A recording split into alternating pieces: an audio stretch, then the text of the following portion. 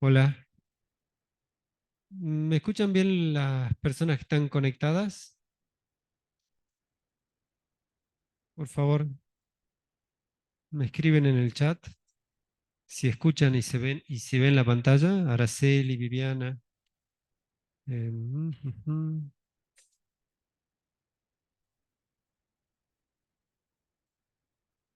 Así empezamos. Bueno,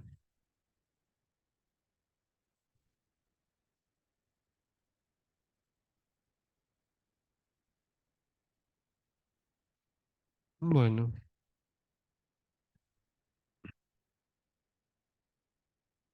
Nosotros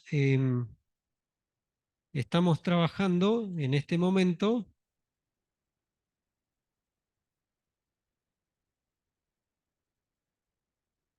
mm,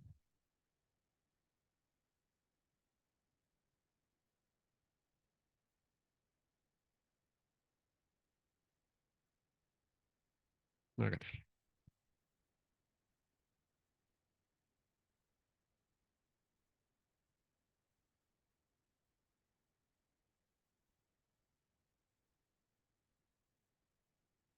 A ver. em, Necesito saber si la gente que está del otro lado puede ver bien la pantalla o es necesario que apaguemos la luz, por favor, que alguien me diga.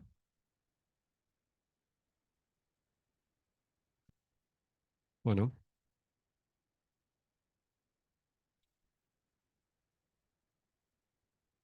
ok.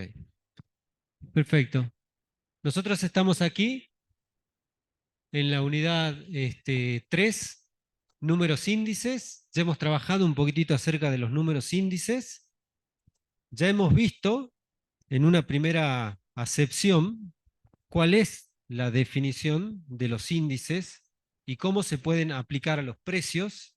Y lo que vamos a hacer hoy es trabajar un poco más conceptualmente utilizando algunas slides que están en la plataforma. ¿Sabes si ya están habilitadas las slides en la plataforma? La de SID. Bueno, ahora Sebastián la va a habilitar después de esta misma clase, así ya quedan habilitadas y ustedes pueden hacer el seguimiento. Bueno, nosotros estamos en el tema 3, índice de precios. Hoy vamos a terminar esta unidad. Veamos lo siguiente. Eh, Tenemos que tener presente que la construcción de los índices debe de servir tanto para cantidades, para precios, como para valores.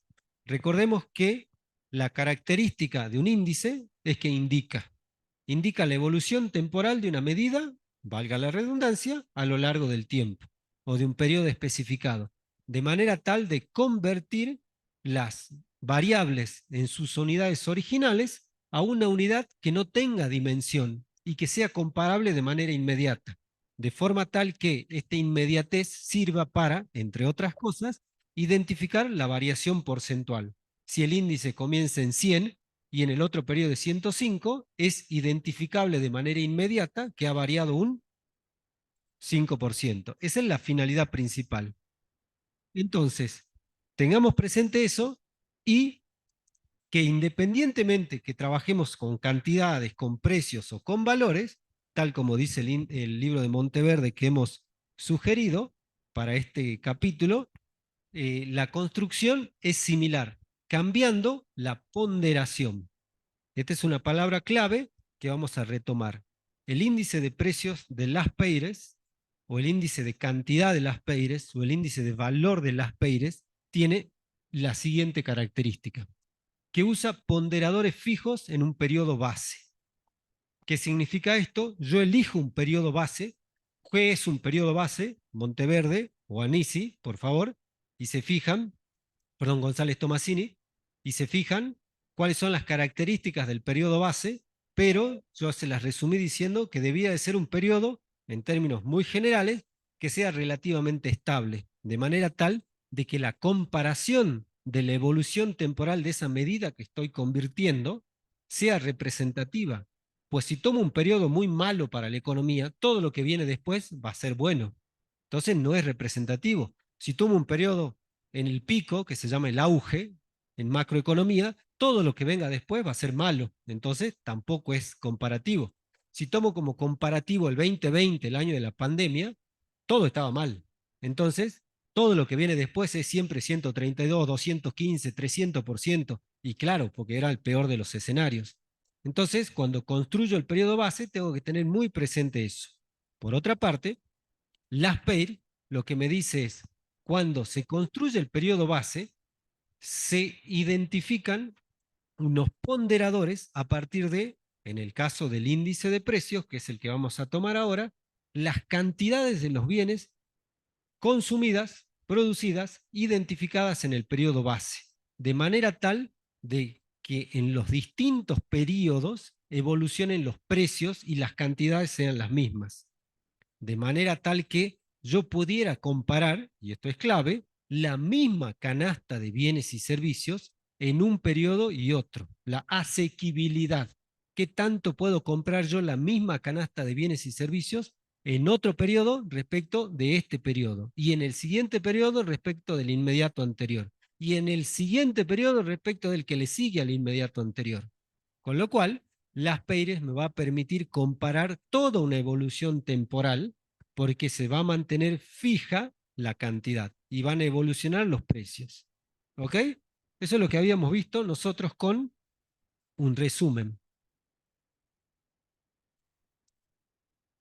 Estas son las slides de Juan Carlos Cid y fíjense, él toma como periodo base el periodo, uy,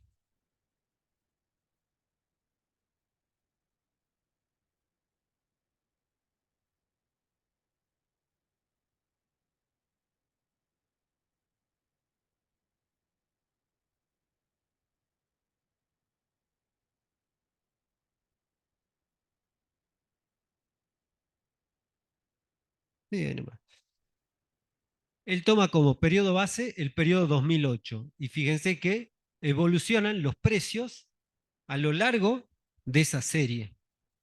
Entonces, estoy comparando los precios del año 2017 con los precios del año 2008, del periodo base, pero los precios están ponderados por la cantidad que se consumía en el periodo base. Y se agrega, como esto es un curso de macro, vamos a considerar la agregación. La agregación es la suma en torno a I, siendo I los n bienes que existen en la economía cuando iba de 1 a n. Entonces, existen 10 bienes en la economía. Este es un índice, ¿se acuerdan que habíamos visto? Los índices ponderados compuestos. Es un índice que agrega y pondera. Pondera los precios por la importancia que tienen esos bienes en la canasta de los bienes, perdón, en la canasta de los individuos. Y esa importancia se mide en los precios con las cantidades. Pero en realidad, hoy vamos a ver, en la derivación de la slide de Juan Carlos Cid, que en realidad la cantidad es una consecuencia del gasto. Entonces, hasta acá ya habíamos visto. Bueno, en la presentación van a ver cantidades fijas del año base usadas como ponderadores. Estos son los precios actuales. Esta es la fórmula aplicada habitualmente en el índice de precios al consumidor. Hace poco, muy poco, hace medio mes, uy,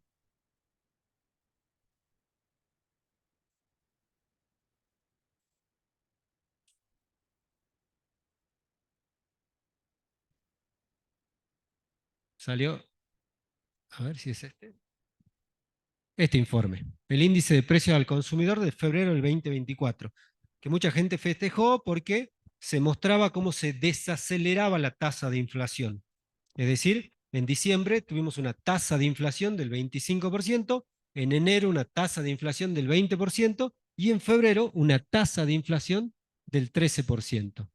Ahora, el índice de precios al consumidor, el que nos representa, el que yo les conté en la sesión pasada que se construye con la encuesta de gasto de los hogares, y les conté cómo se construye, es un índice de tipo Las Peires.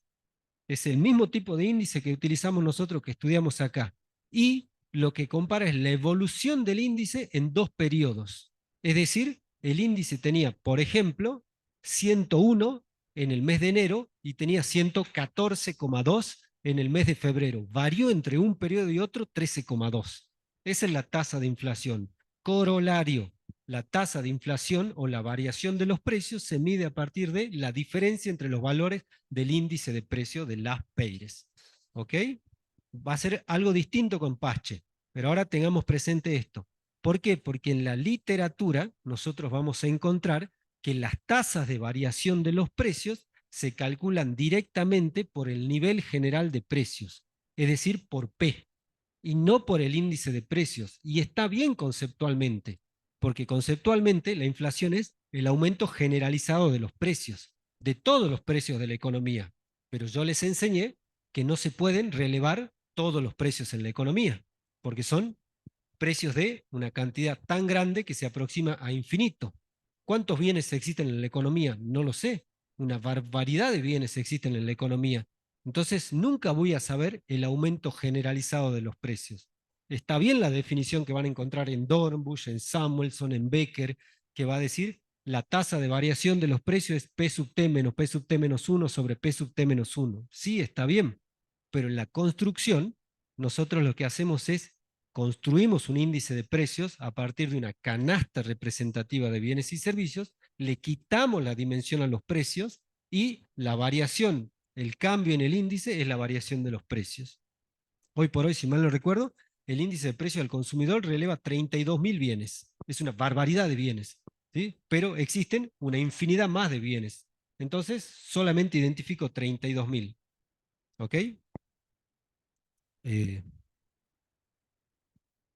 Perdón, 3.200. Un pequeño detalle. ¿Sí? Igual es mucho, ¿no? Es mucho y muchísimo. No hay mucha diferencia. Bueno, entonces,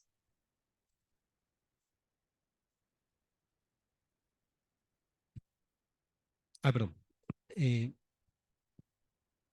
bueno, yo le voy a pedir a Sebastián que cambie en la plataforma. Está el IPC, creo que de hace unos cuantos años. Este es el último, así que vamos a poner acá. Es un informe técnico. Esto lo podemos leer tranquilamente nosotros porque es lo que nos pasa todos los días en la vida. Y tenemos que saber que se construye como un índice de precio de las Peires y no tiene más. Fíjense, incluso 132 y acá me va a decir la base. No tiene más misterio que eso, con lo cual es sencillo para nosotros de entender. Este otro que está acá, que también se publicó hace muy poquito, se llama índice de costo de la construcción. Este es un índice que se mide a partir del valor de algo, del valor de los bienes y servicios, de cuánto me cuesta construir. Entonces, otro tipo de índice, no de precio, sino que pondera de otra manera. Este que está acá se llama, bueno, índice de salarios, este lo vamos a ver al final, este que está acá, se llama estimador mensual de la actividad económica, el EMAE. Esto es lo que me mide es cuánto evolucionó la actividad económica, a ver si hay un grafiquito más lindo acá. Bueno, no. Me permite ver cuánto evolucionó la actividad económica, ahí está este grafiquito, yo lo tenía en una de las primeras presentaciones cuando estudiábamos cuentas nacionales, pero también es un índice de tipo Las Peires, pero ahora es un índice de cantidad. ¿Qué les quiero decir? La regla en la práctica, sea para índices de precio, para índice de valor o índice de cantidad, va a ser utilizar la metodología de Las Peires, porque es la más sencilla de aplicar. Haces el relevamiento una sola vez de la canasta representativa y vas moviendo los precios. Y cuando la canasta envejece, después de 10, 15 años, de nuevo se relevan y se construye de nuevo la canasta. Se actualiza el año base. ¿Ok? Estos van a quedar en la plataforma.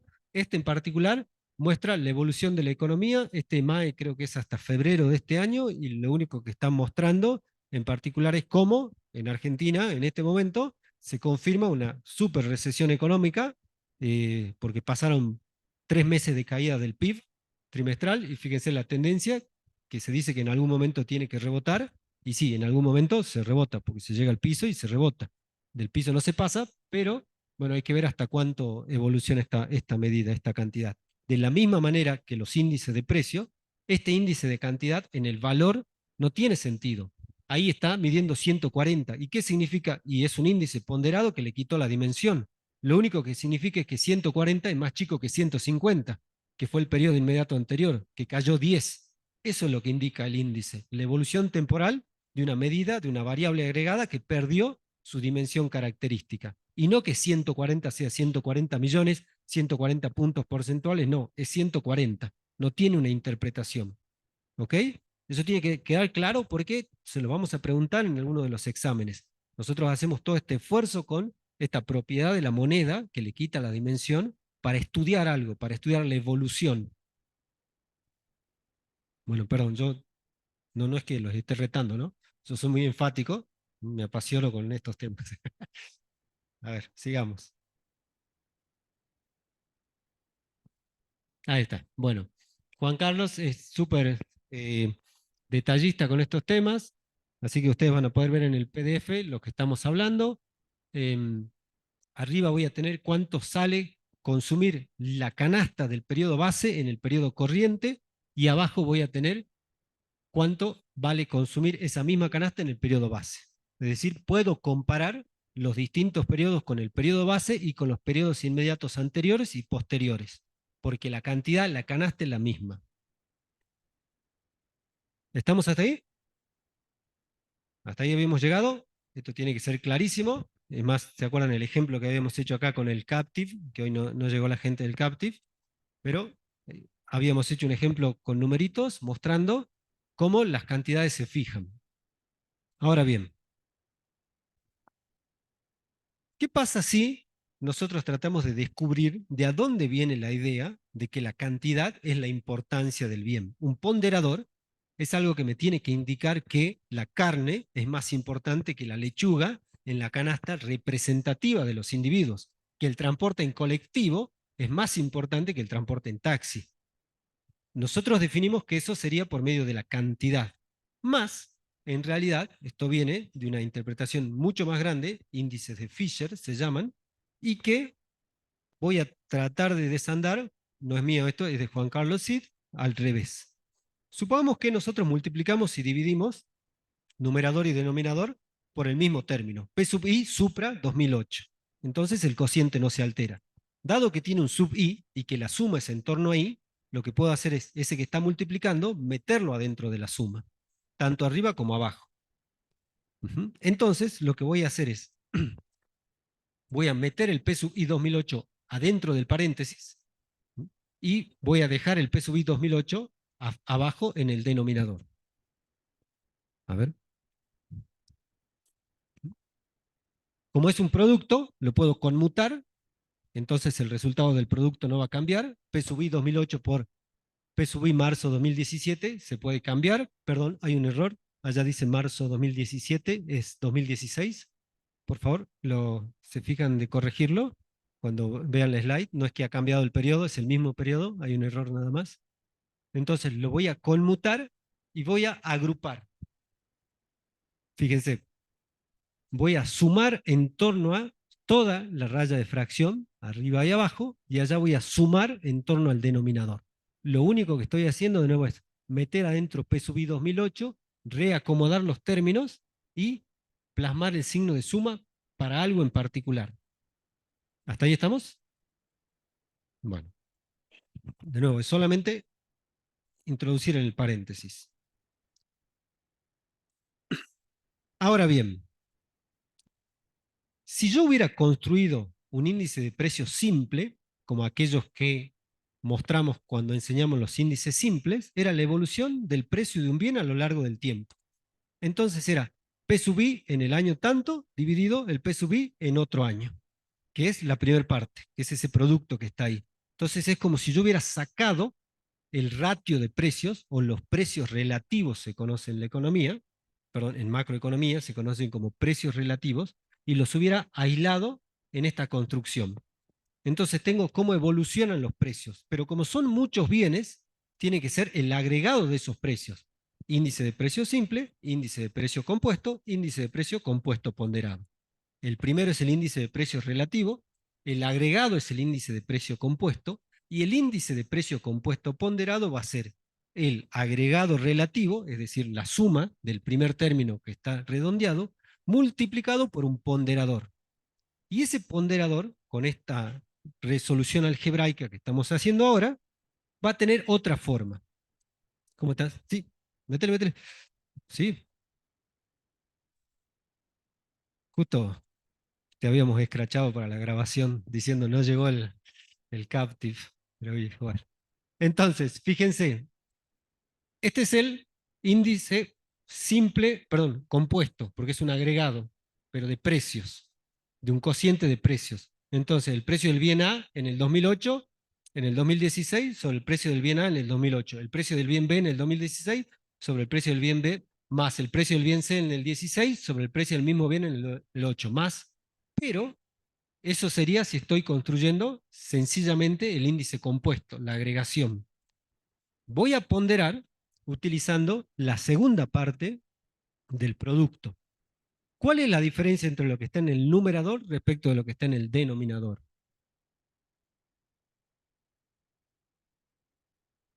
¿Mm?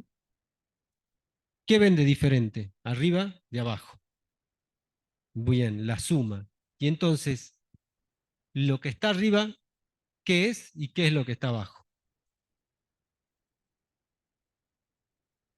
¿Cómo?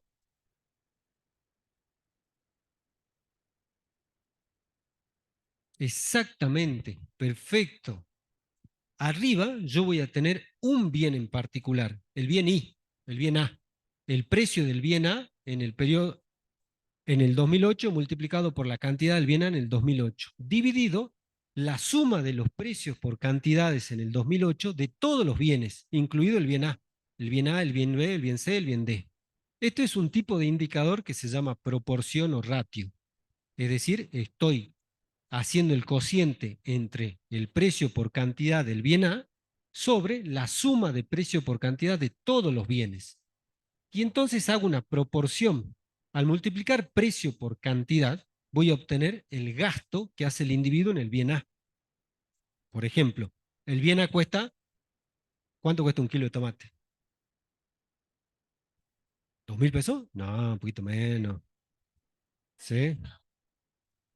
Bueno, 2.000 pesos. ¿Sí? Supongamos que somos consumidores de tomate de manera semanal y consumimos 2 kilos de tomate. Entonces, ¿cuánto es el gasto en tomate semanal? Precio por cantidad, 2.000 por 2, o sea, 4.000 pesos. ¿Sí? Pero se fue la dimensión cantidad, porque fue 2.000 pesos por kilo multiplicado por 2 kilos, kilo con kilo se tacha y me quedan pesos. Me queda el gasto monetario. ¿Ok? A ver,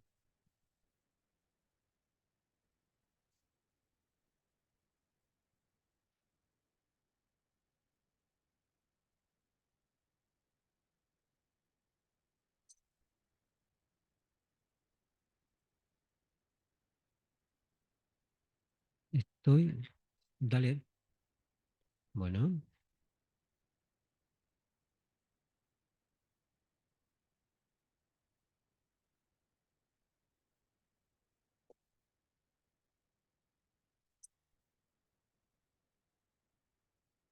es decir, yo tengo el bien A, por ejemplo, el tomate.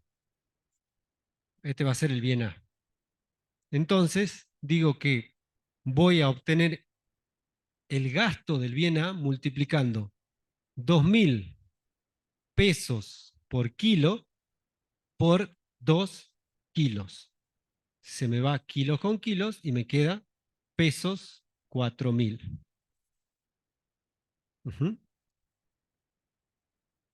¿Sí o no? Bueno, supongamos que tengo un bien B, que sea el queso, qué sé yo, hagamos una pizza. Ahí está. El precio del bien B por la cantidad del bien B. ¿Cuánto cuesta un kilo de queso cremoso? ¿600? A ver, barato, ¿no? Un poquito más, ¿no? ¿Cuánto? ¿6.000? 800. Supongamos así un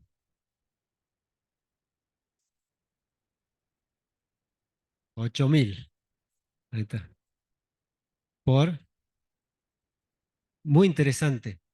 En los procesos de aceleración inflacionaria, los precios relativos se ven desajustados. Entonces puede pasar que un kilo de tomate cueste más caro que un viaje en colectivo. Entonces no sabes qué está caro y qué está barato. Por eso los precios se tienen que estabilizar.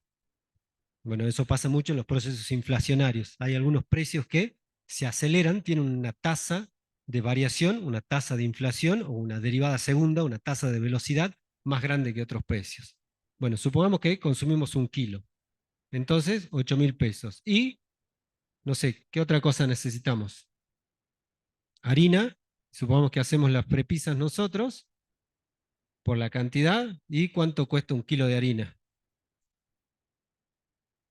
Bueno, supongamos que usamos 2, así es más fácil. ¿Cuánto es el gasto monetario necesario para este consumo? 14.000, ¿verdad? Bueno, ahora, ¿cuánto es la importancia en la canasta del bien tomate? Es la proporción del gasto destinado al bien sobre la suma del gasto total. La suma del gasto total, el denominador, perdón, el denominador de mi slide, que decía la suma de P sub I por Q sub I, es 14.000. Y lo que estaba en el numerador, P sub I por Q sub I, es 2.000. Es decir, voy a ponerlo acá.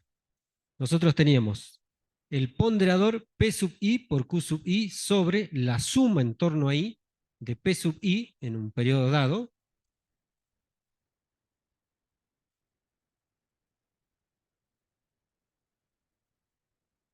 Bueno, sí, vamos a hacerlo.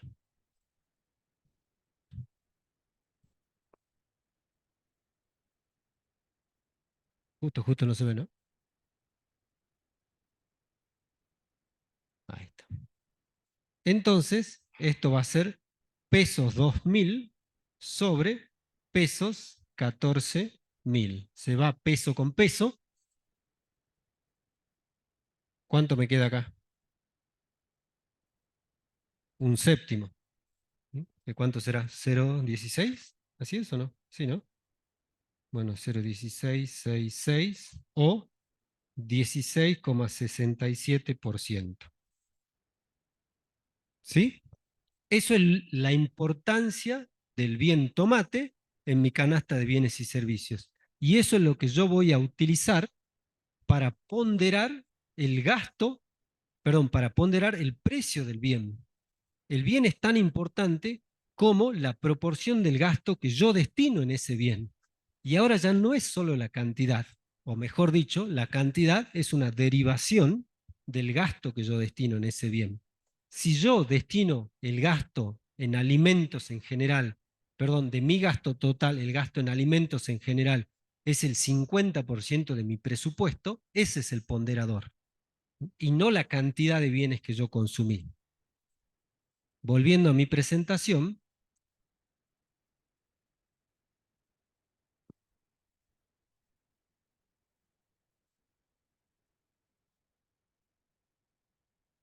es lo que acabamos de calcular, es la parte derecha de ese producto, que se conoce como la proporción del gasto en un bien en el resto de los bienes, la participación del gasto en un bien en el resto de los bienes, o el share por participación en inglés. Ese es el ponderador. Entonces, el ponderador de los precios relativos agregados es ese W. Se le llama W porque también se lo nomina en inglés de weight, de peso, de ponderador. Y el ponderador, y fíjense qué sencilla que quedó la construcción del índice de precios por medio de las PEIRES. Son los precios agregados, el índice de precios compuesto, ponderado por la participación del gasto en cada bien respecto del gasto total. Y eso lo entendemos todo porque es lo que hacemos todos cuando nos comportamos consumiendo. Este es el relativo de precios.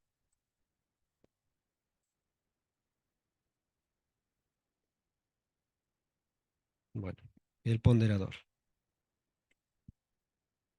Ahí está, como dijo Sebastián, ahora va a quedar habilitada la plataforma con ese valor.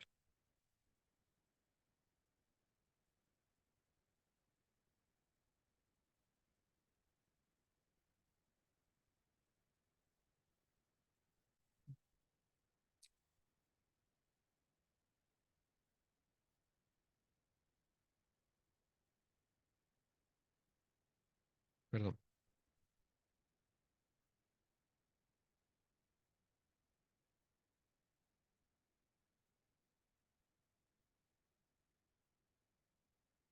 El, ¿Qué? El porcentaje. El porcentaje del gasto en el bien tomate en el gasto total en la canasta.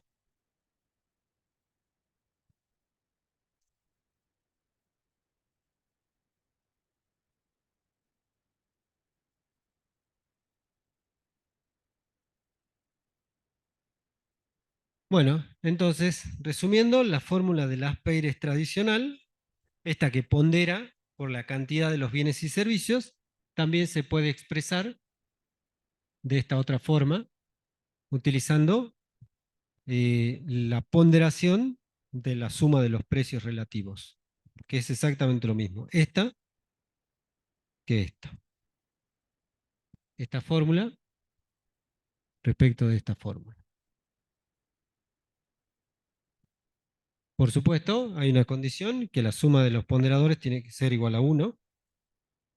Bueno,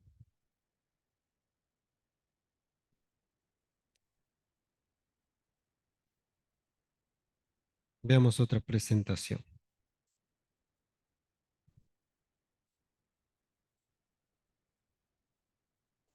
Entonces, la fórmula de Laspeyres con ponderadores fijos del periodo base también se puede emplear en un índice de cantidades. Fíjense, como el EMAE que nosotros vimos, en el índice de cantidad, en el índice de precio, la expresión tradicional de Laspeyres pondera por la cantidad. En el índice de cantidad, la expresión tradicional de Laspeyres va a ponderar por el precio. Es al revés. Donde ahora el precio va a ser el del periodo base. Me dice precios 2004 como ponderadores. ¿Qué pasó con el volumen de producción entre 2004 y 2015? Hay indicadores muy interesantes de esto, como por ejemplo el índice de producción industrial, el estimador mensual de actividad, que lo que hacen es miden la evolución de la cantidad con precios fijos.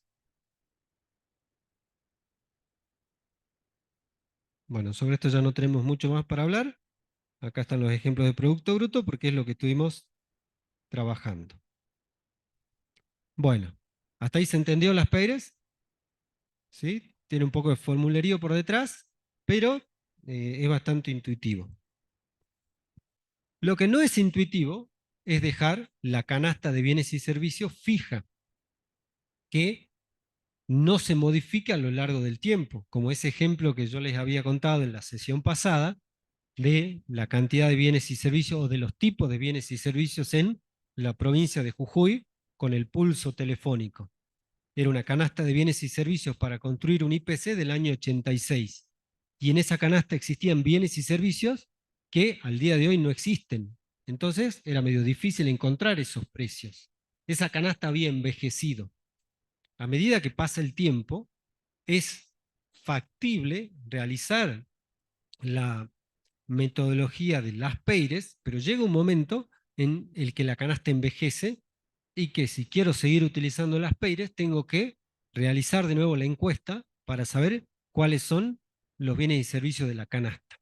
O lo que propone Pache es que en cada periodo lo que yo voy a hacer es cambiar la canasta y relevar la importancia, el ponderador, la cantidad del bien en cuestión que consume el individuo en el periodo corriente y ya no en el periodo base, para saber si el individuo ha cambiado la importancia del bien o servicio.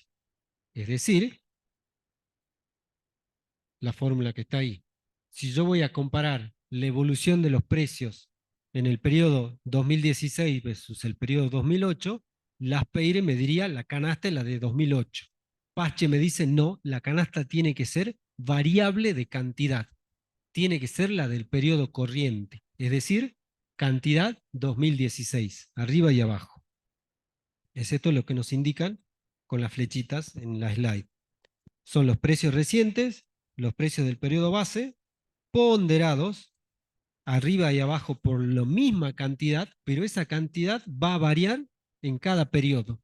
Es decir, voy a actualizar la ponderación. En el 2008 va a ser la de la base, en el 2009 va a ser la del 2009. Los precios van a variar y voy a ponderar por la misma cantidad, pero del periodo corriente. Las ponderaciones son las cantidades del periodo corriente. ¿Ok? Bueno.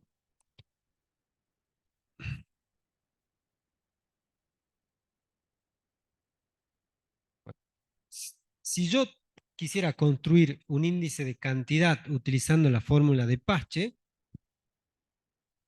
es decir, si quisiera saber qué ocurrió con el volumen de cierta producción usando la fórmula de Pache, tendríamos como ponderadores a los precios corrientes.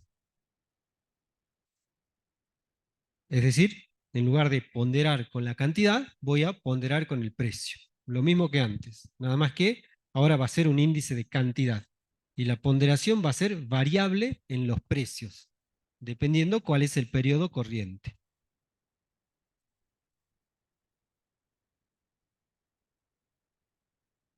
¿Ok? Ahora bien, si es un índice de precios, y es un índice de precios al consumidor, calculado con la fórmula de Pache, los ponderadores deben ser las cantidades consumidas de cada bien por los hogares en el periodo actual. Es decir, yo tendría que actualizar en cada periodo la canasta, lo cual es un poco difícil, es muy actual, porque allí estaría viendo en verdad si el bien perdió o no representatividad. Si yo ya dejo de utilizar determinado bien en esta metodología, voy a consumir menos cantidad de ese bien y lo estoy desinflando, le estoy dando menos peso. Entonces, en cada periodo, yo tendría que saber cuánto consumió de los bienes que estoy relevando, digo cuánta cantidad consumió el individuo y compararlo con los precios relativos de los dos periodos, los precios actuales con los precios del periodo base, multiplicado por las cantidades actuales como ponderadores.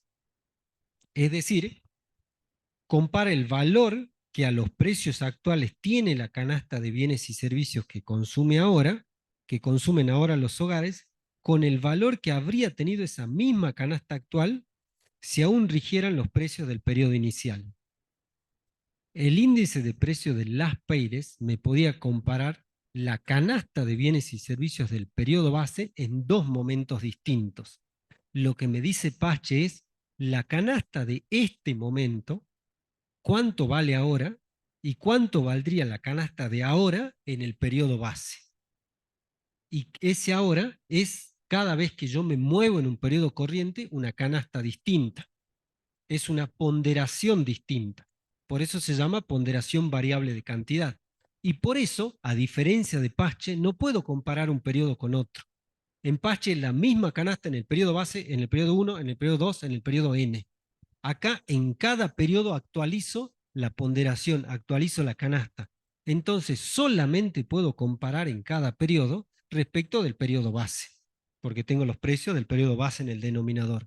No puedo comparar el periodo 2 con el periodo 1, el periodo 3 con el periodo 2, porque tienen ponderaciones distintas. ¿Ok? Por favor, recuerden eso, que es una gran limitación de Pache, aun cuando la gran ventaja es que siempre voy a actualizar la canasta. Por supuesto, en términos de posibilidad de relevamiento, se utilizan las Peires porque es económicamente más sencillo, monetariamente más barato, hacer un índice con una canasta cada 10 años. Bueno, esto es más o menos lo que dice acá. Acá van a tener un ejemplo. A ver. Si tenemos este índice estimado con la fórmula de Pache, se puede comparar el periodo. Tenemos el periodo 1, el periodo 0, que es el periodo base, el periodo 1, marzo del 17, y el periodo 2, que es abril del 17. Dice acá, se puede comparar el periodo 1, marzo del 17, con el periodo base, con el periodo 0. Es decir, en el periodo 1 respecto del periodo base, si en el periodo base es 100 y el periodo 1 es 120, los precios variaron en promedio ponderado un 20% en el periodo 1 respecto del periodo base. Puedo comparar el periodo 2 respecto del periodo base. En el periodo base el índice siempre tiene valor 100 Y si en el periodo 2, abril del 2017, tuvo un valor de 132, los precios variaron en promedio agregado ponderado un 32%.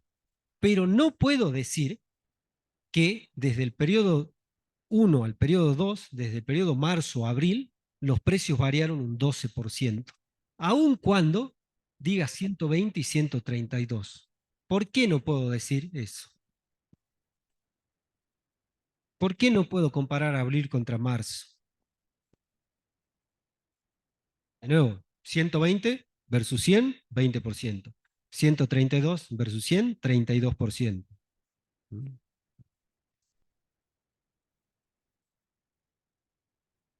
Exactamente. Tenemos bases de comparación distintas. Tenemos ponderaciones distintas. Si yo quisiera comparar dos periodos, el índice de Pache solamente me permite comparar el precio de la canasta en el periodo corriente contra la misma canasta en el periodo base. Tengo que cambiar la base de comparación y que ya no sea el periodo 2008 y que sea marzo del 2017, porque solamente me va a permitir esas comparaciones.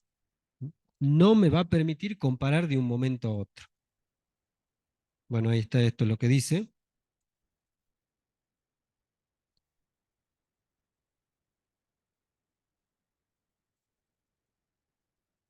¿Hay alguna consulta hasta allí?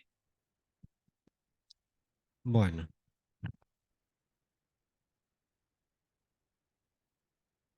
habiendo calculado, supongamos, por las Peires, que es el más sencillo,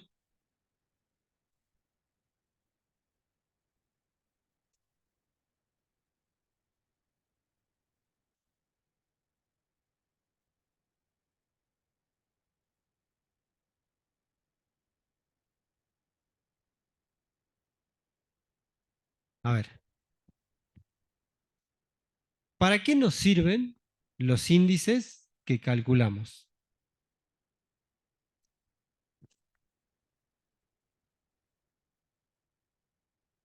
Voy a borrar acá.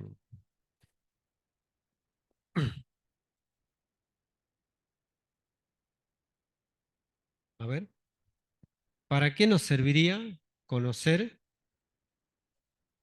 la tasa de inflación? Sabemos que entre dos periodos la variación de los índices me da la tasa de inflación. ¿No? ¿Para qué me va a servir eso?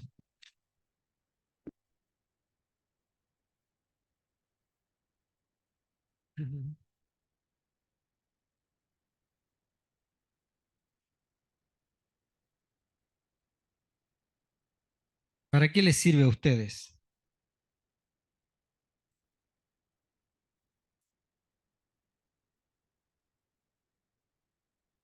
Qué buena respuesta. Muy bien. ¿Eh? ¿Quién dijo? Ah, bien. Em, Me gustó eso para saber qué puedo comprar o no. Eso se conoce como poder adquisitivo. Los salarios de los individuos no son otra cosa que un precio por una cantidad. Es decir, el precio de la hora de trabajo por la cantidad de horas de trabajo que destina un individuo. Entonces tiene un precio el trabajo.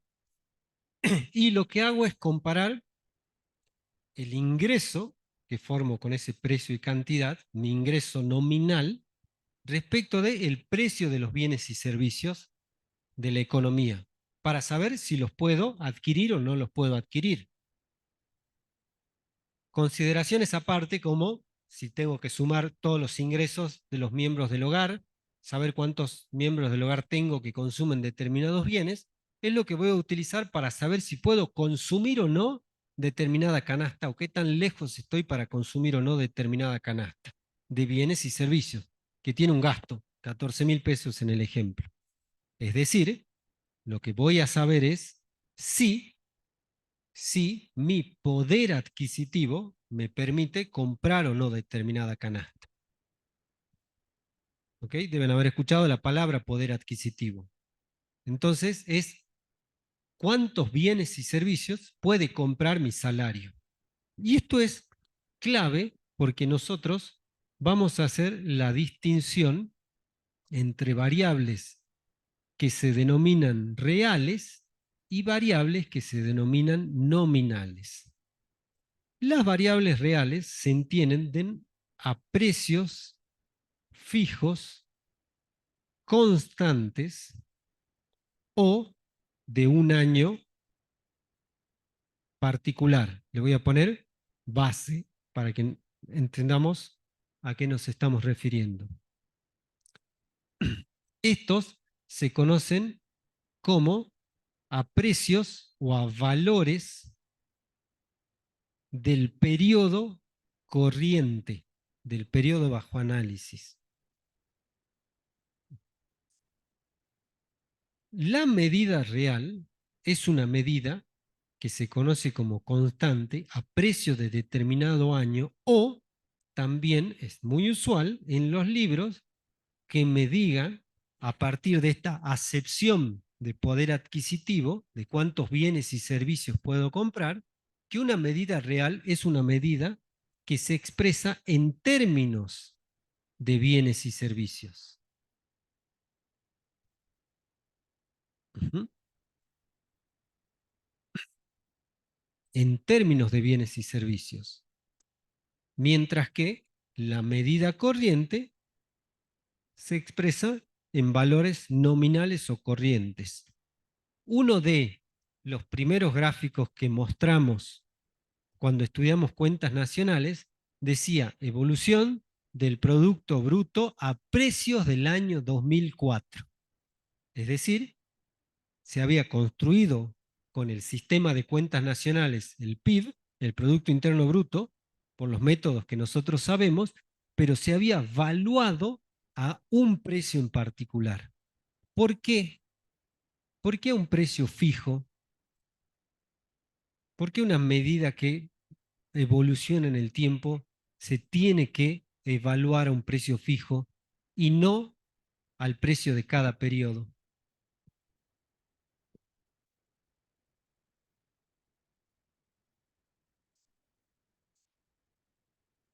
¿Por qué?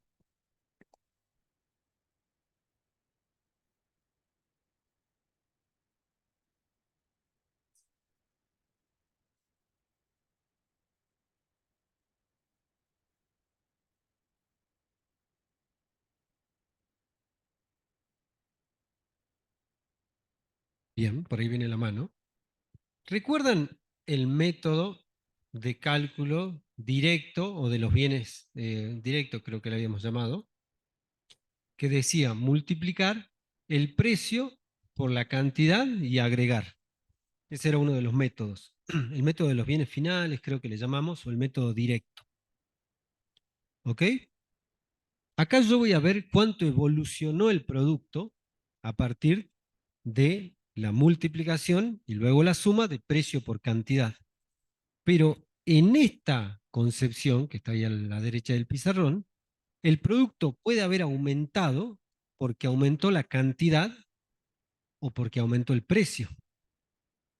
Y si en realidad tengo que el precio es 10 y la cantidad es 10, 10 por 10, 100, y después tengo que el precio es 20 y la cantidad es 10 y tengo 200, no es que el producto haya aumentado de 100 a 200, sino que los precios aumentaron, pero la cantidad, el esfuerzo productivo, sigue siendo el mismo.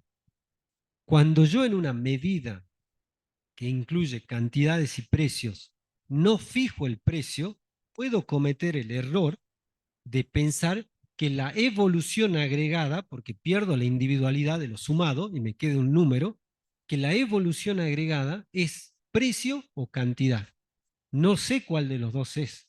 No sé si en realidad la cantidad de bienes producidos sigue siendo la misma y el precio se quintuplicó y por eso tengo 5 veces más de producto, o al revés, el precio es el mismo y se produce 5 veces más. Por supuesto, el segundo escenario sería un escenario de crecimiento de la economía. El primer escenario sería un escenario de un proceso inflacionario, donde la cantidad de bienes y servicios es la misma y los precios aumentan. Entonces, por ello es que cuando mido la evolución de estas cantidades agregadas, lo que tengo que hacer es tomarlas a términos reales o en términos reales, a saber, fijando los precios. Y una de las maneras de fijar los precios es a partir de el traspaso de las variables nominales a las variables reales utilizando los índices de precio. Veamos. ¿Más o menos estamos hasta acá? Una variable real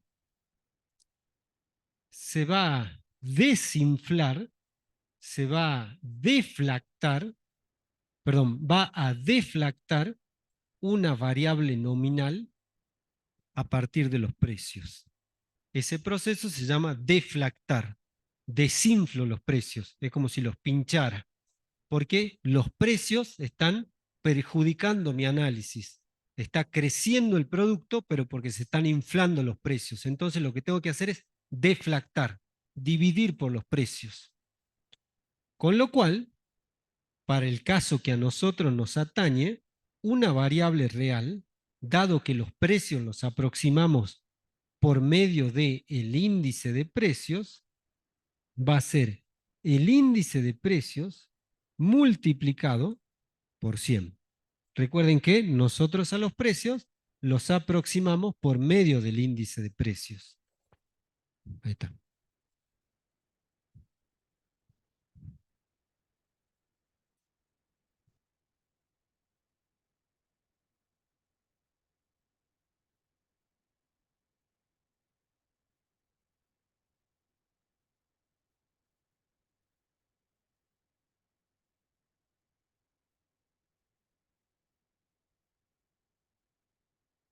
Luego, voy a poner más arriba, cuando yo quiera construir el Producto Interno Bruto real, voy a tomar el Producto Interno Bruto a precio de mercado o a costo de factores bruto, neto, interno, nacional. Voy a tomar el producto nominal, que es el que yo voy a construir utilizando la metodología tradicional, cualquiera de los métodos de la ecuación macroeconómica básica, dividiendo el índice de precios y multiplicando por 100. Así voy a deflactar.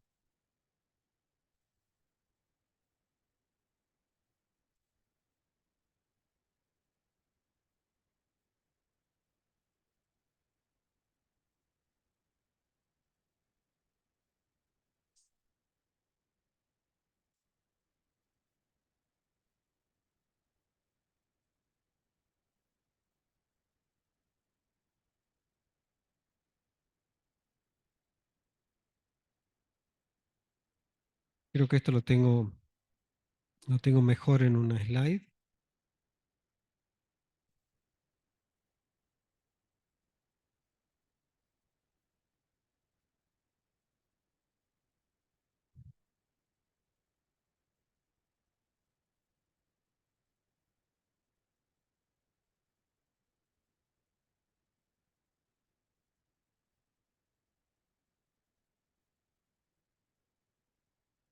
Sí, sí, sí, sí. Em, y en general se usa para comparar el poder adquisitivo de los sueldos.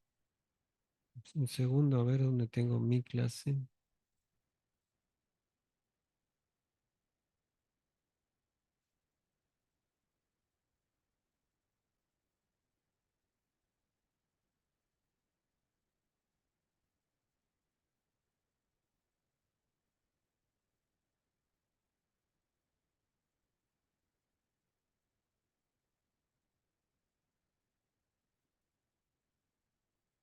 Bueno, este slide está ahí en la plataforma. Fíjense, una variable real es una variable nominal dividida en los precios y así nosotros podemos obtener el salario real, que es el salario nominal dividido el índice de precios, la recaudación corriente, que sería al revés, multiplicando los precios por la recaudación real, o el producto bruto, neto, nacional, precio de mercado, costo de factores, real a partir de deflactar el producto nominal. Ujú.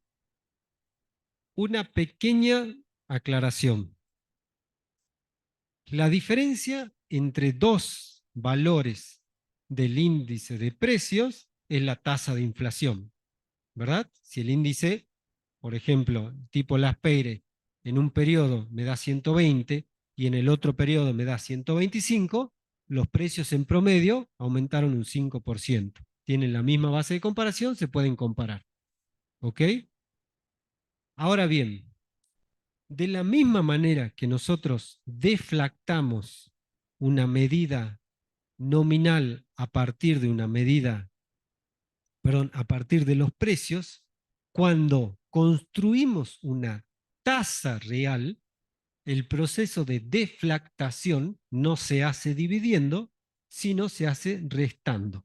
Préstenle mucha atención a esto porque es mucha controversia en el caso de los exámenes parciales, porque por lo general yo me acuerdo que deflactar es dividir, pero solamente cuando estoy trabajando con las variables originales. Pensemos lo siguiente. Entre dos periodos de tiempo cualesquiera, yo voy a tener el índice de precios en el de Pache, en el periodo 1, en el periodo 1 le voy a llamar, bueno, año 1, todos tienen la misma base de comparación, entonces todos tienen el año 0, que va a ser 115. En el año 2 va a ser 125. Como tienen la misma, perdón, de Las Peires, como tienen la misma base de comparación, yo puedo decir que la tasa de inflación entre los dos periodos fue del 10, del 0,10 o del 10%. Me voy un poquito más. Voy a calcular el producto nominal. El producto nominal en el año 1 fue de 1.500 y en el año 2 fue de 1.200, por decir cualquier número. El producto real es el producto nominal dividido el índice de precio multiplicado por 100. ¿Ok? Entonces, ¿cuánto es el producto real del año 2, del año 1 y del año 2? Serían 1.500 dividido 115 por 100. 1.200 dividido 125 por 100.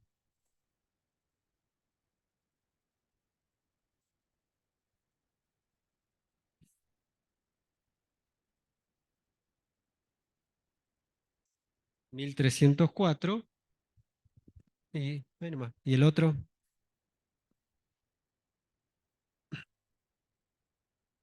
Perdón, ponele 1.800. Perdón, tendría que ser mayor. 1.800. ¿Ah?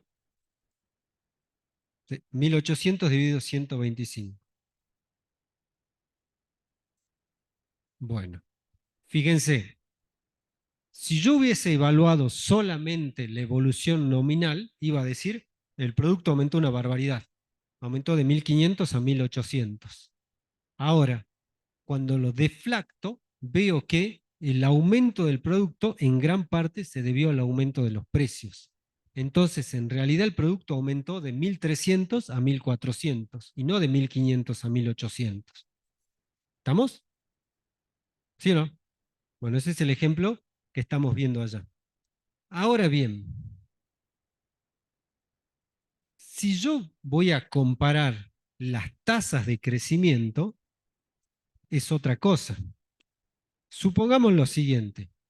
En el año 1 y en el año 2 voy a tener la tasa de crecimiento de los precios en el año 1 respecto del año 0, que sea del 7%, y en el año 2 del 10%, así como lo estuvimos viendo.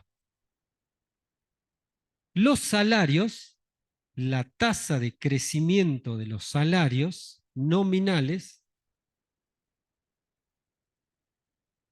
en el año 1 respecto del año 0 ha sido un 3% y en el año 2 respecto del año 1 ha sido un 5%.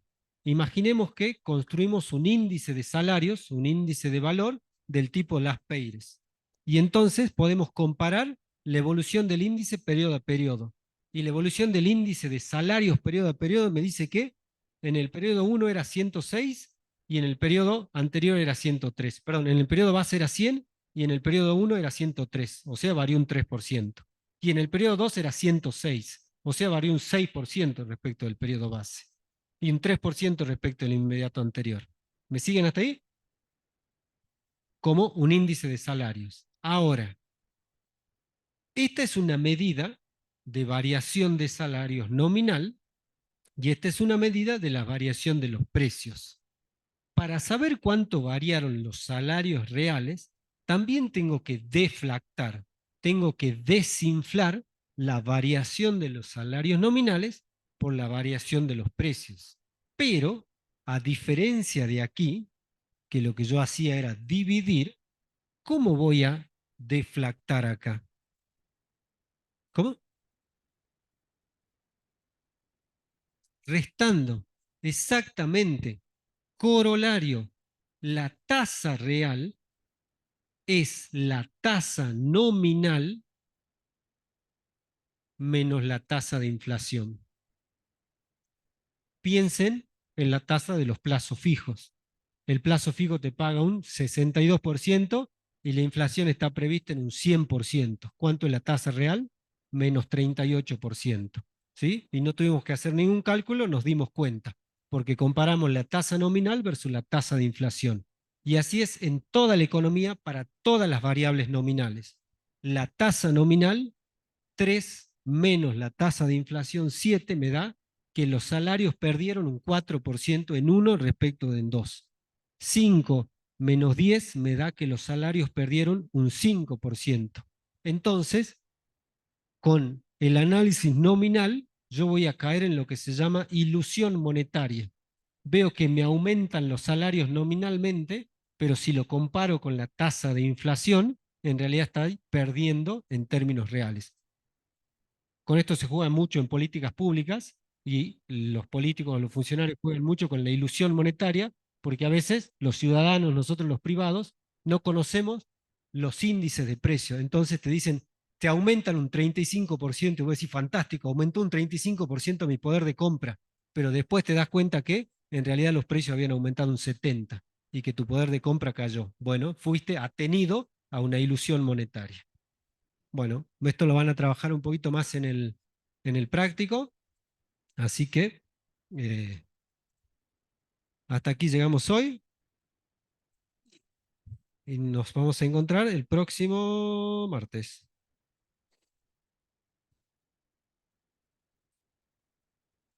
Muchas gracias.